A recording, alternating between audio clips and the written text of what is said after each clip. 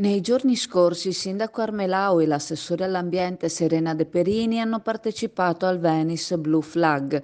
Si tratta di un accordo che dal 2007 la città di Venezia sigla con le compagnie crocieristiche che scalano nella città lagunare.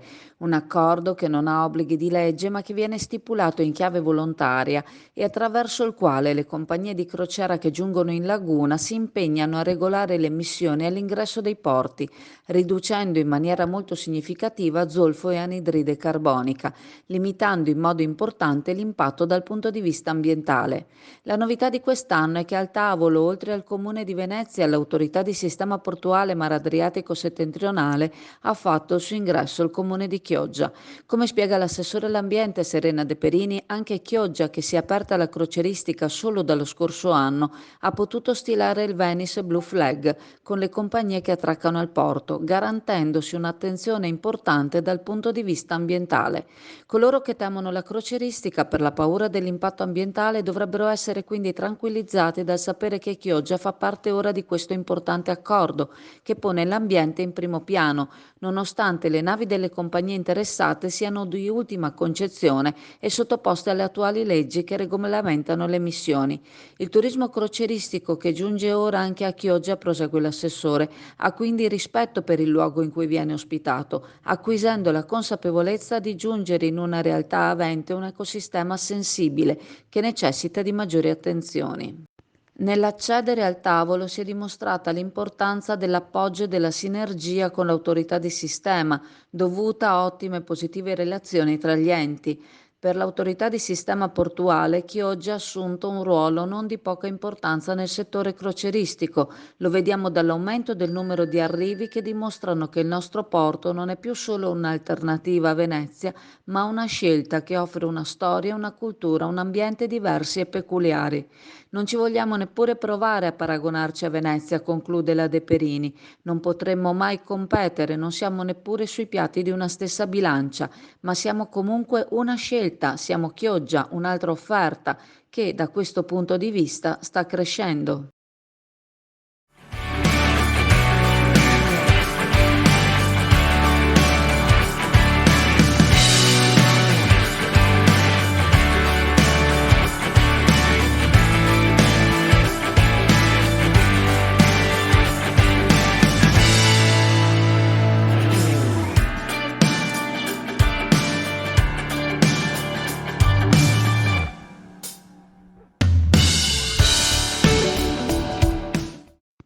Le marinerie che si stanno attrezzando, che si stanno informando su come attrezzarsi per eliminare le odiate ma indispensabili cassette di polistirolo, sono in numero sempre maggiore. L'attenzione all'ambiente, che per alcune problematiche sta aumentando in modo importante, impone che si cerchino soluzioni per limitare l'uso del polistirolo, uno dei materiali a quanto pare meno gestibili per il conferimento, almeno per quanto riguarda il settore del commercio del pesce.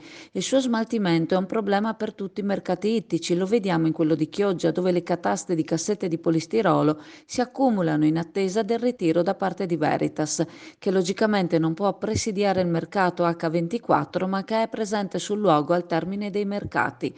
Le cassette che si accumulano tra un ritiro e l'altro vengono ammucchiate, ma spesso basta un colpo di vento a gettarle in canale, rendendo complessa qualsiasi altra forma di recupero.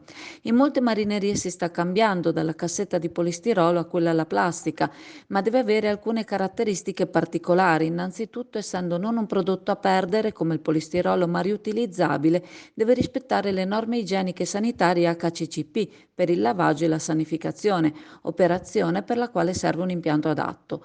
Una delle aziende produttrici di cassette che rispecchiano questi fondamentali standard, la Duo, che fornisce il pacchetto completo cassette e impianto, ha già preso a suo tempo contatto con gli interessati nell'ambito di Chioggia. Non è facile per la nostra marineria adottare questo nuovo sistema, non si tratta solo del costo delle cassette che girerebbero assieme al pesce contenuto al loro interno tra commercianti locali e non, e forse non è neppure il costo dell'impianto che probabilmente potrebbe essere sostenuto dai fondi FEAMPA. Si tratta di movimentare un numero enorme di cassette che devono essere consegnate al pescatore prima della battuta, riconsegnate alla battuta successiva dopo essere state lavate e sanificate. ma anche recuperate dai commercianti a cui il pesce è stato venduto, in modo che le cassette tornino al pescatore. Quante cassette servono in un mercato come quello di Chioggia? Che grandezza deve avere il magazzino per poter contenere in luoghi separati le cassette sporche, il macchinario e le cassette pulite? E quali sono le tempistiche per ogni cassetta? L'azienda garantisce che l'impianto, che parte da un costo di 32.000 euro per una macchina manuale, potrebbe lavare 400 casse in un'ora e che la cassetta può essere riutilizzata fino a 1500 volte, per cui con una cassetta si eviterebbe di inquinare il pianeta con 1500 cassette di polistirolo. Molti mercati le hanno acquistate ritenendo il prodotto interessante, altri a seguito del Seafood Global Expo di Barcellona stanno cercando maggiori informazioni su questo metodo alternativo al polistirolo. Sappiamo che anche Chioggia si è informata su questa proposta e probabilmente sta cercando ulteriori alternative forse più sostenibili anche economicamente. Certo è che per il polistirolo si deve trovare almeno una soluzione per un suo smaltimento controllato.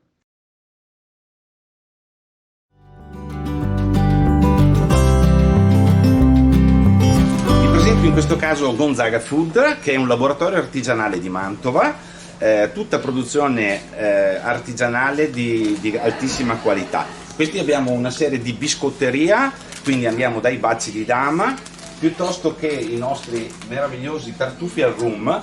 I tartufi al rum sono aromatizzati al rum, quindi la parte alcolica non c'è, quindi vanno benissimo anche per ragazzi o bambini. Sono dei dolcetti al cioccolato veramente molto squisiti. L'ANAS ha programmato l'avvio degli interventi di completo rifacimento della struttura di sostegno del ponte Montalbano posto al chilometro 96,037 della strada statale 309 Romea, a Chioggia, nella città metropolitana di Venezia. Lunedì 17 aprile sono state avviate le attività preliminari che non comportano alcuna modifica alla viabilità per poi dare il via ai lavori, le cui fasi sono state studiate al fine di ridurre al minimo gli eventuali disagi alla circolazione, consentendo in orario diurno il transito sui tram bisensi di marcia, ai mezzi leggeri, agli autobus e con alcune limitazioni anche ai mezzi pesanti. Da sabato 29 aprile per una durata di circa 30 giorni saranno avviati gli interventi di risanamento delle pile, gli elementi verticali che offrono sostegno all'impalcato, e di realizzazione dei baggioli, cioè gli elementi strutturali su cui vengono posizionati gli appoggi. Questa fase di interventi, prevista fino alla fine del mese di maggio, renderà necessario il solo restringimento di carreggiata, garantendo quindi il doppio senso di circolazione 24 ore su 24. Successivamente, con l'approvvigionamento delle travi metalliche del ponte, sarà necessario l'istituzione temporanea del senso unico alternato che sarà effettuato esclusivamente in orario notturno e per un periodo limitato. I lavori a carico del ponte Montalbano, che avranno una durata complessiva di 160 giorni, rientrano nel più ampio piano di manutenzione del cosiddetto ponte traslagunare del ponte sul canale Fossetta lungo la statale Romea Chioggia. Passa all'Indiga a trascorrere una pausa in relax e vista mare. All'Indiga troverai dell'ottimo gelato artigianale, gusti tradizionali e novità per deliziare il tuo palato.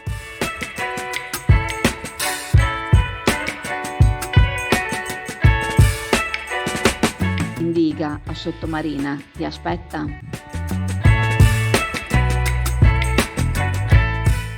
Ciao Chioggia Azzurra, aprile mese sfortunato per le missioni spaziali.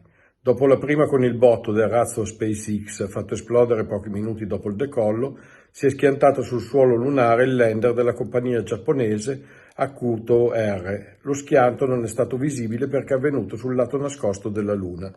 La Luna, infatti, per un fenomeno spaziale che si chiama risonanza spin-orbita, comune a quasi tutti i satelliti, ha il tempo di rotazione uguale al tempo di rivoluzione, un po' come se per noi un giorno durasse un anno.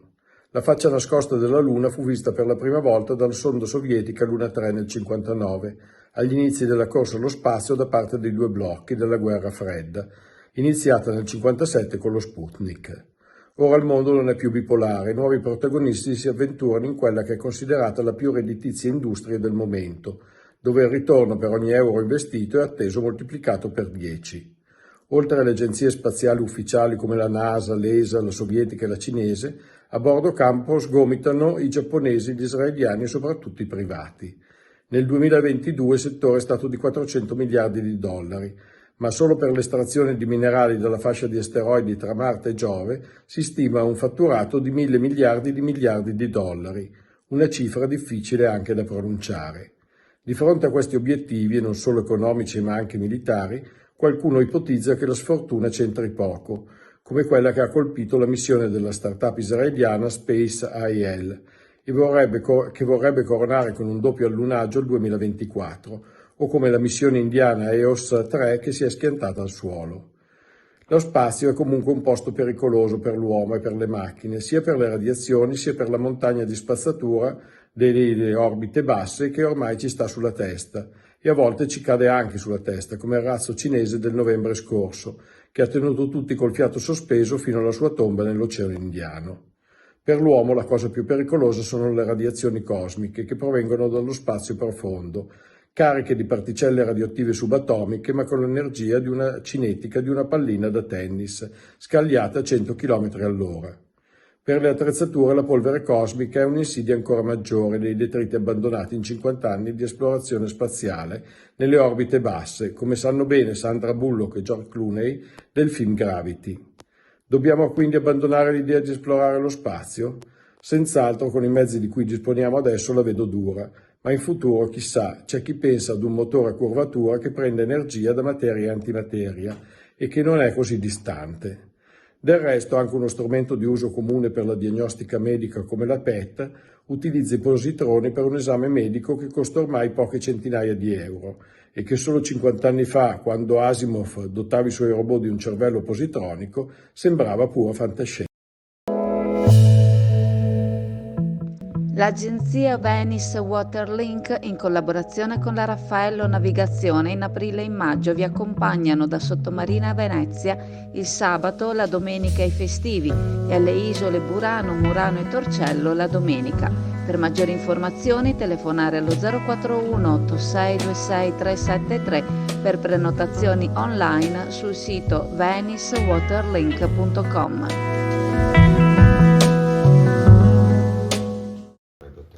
Diciamo che il progetto è già partito e nasce un paio d'anni fa, è stato inserito nel nostro nuovo piano rifiuti. L'obiettivo è quello di contrastare i materiali plastici che finiscono in mare. L'80% di questi materiali plastici arrivano attraverso i fiumi, quindi si parte da un monitoraggio dei principali fiumi del Veneto per vedere dove e che tipologie di materiali plastici arrivano attraverso i fiumi, e poi c'è la fase 2 che è quella di liberare i fiumi da questi materiali inquinanti. Si stima che nel mondo 13 milioni di tonnellate ogni anno di rifiuti plastici arrivino negli oceani.